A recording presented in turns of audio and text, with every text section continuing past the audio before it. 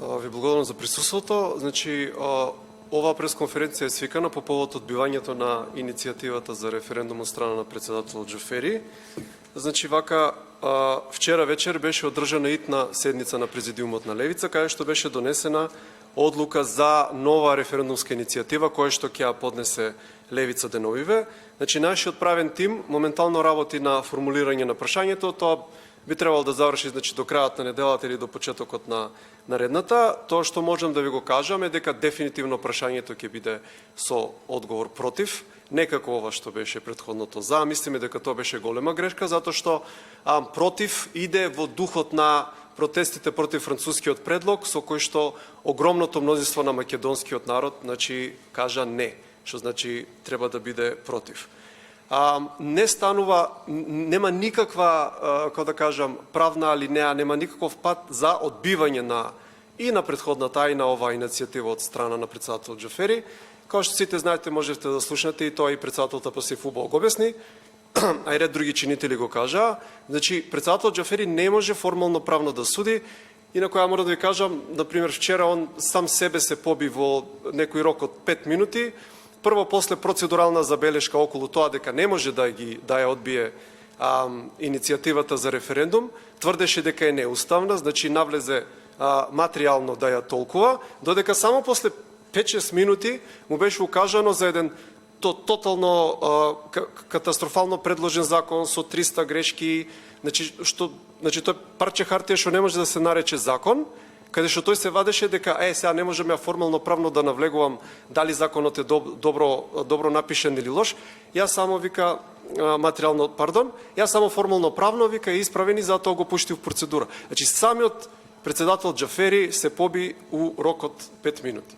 Значи тука не станува за никакво правно толкување, тука станува чисто за една политичка узурпација. Значи председател Џафери се однесува не како председател на собранието, не како председател на собранието на сите граѓани, не само на тие од неговата етничка заедница, него се однесува како еден вид на узурпатор, морам да речам како окупатор.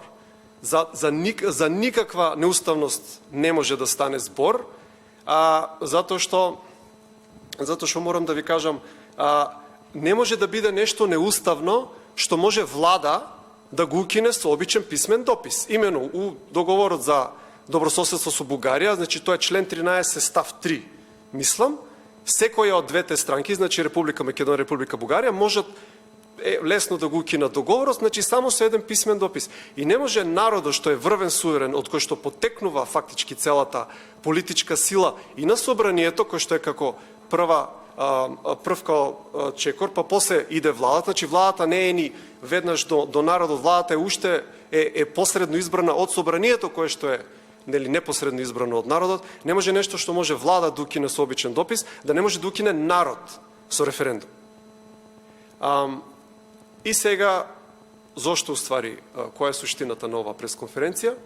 Дека ако председателот Џафери, значи се дрзне да ја одбие и оваа иницијатива, ние од Левица преминуваме во тотална блокада на собранието. Имаме договор со ВМРО ДПМН, заедно со нивните ресурси, значи ќе доведеме до тотална парализа на законодавниот дом. Значи се ќе застане. И јас знам дека властите се осеќаат вака удобно позади дебелите ѕидови на собранието, позади барикадите околу државните институции, ама они мора да знаат, ако вие на еден народ не му оставите алинеја онака политички да се изрази незадоволство, тогаш во комбинација со енормно високите цени, значи имаме на храната, на струјата, на водата, на парното, ќе може да доведе до општествена експлозија. А зимата иде. Така да власта мора да биде многу внимателна. Да, готово.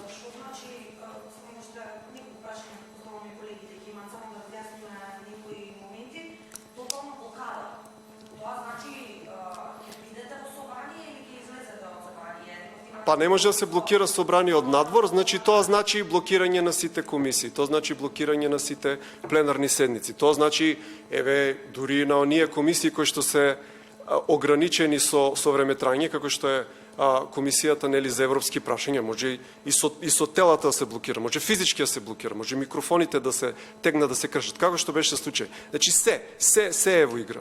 Додека не застане законодавниот дом, додека не се вразума, додека ова самоволие не се прекине.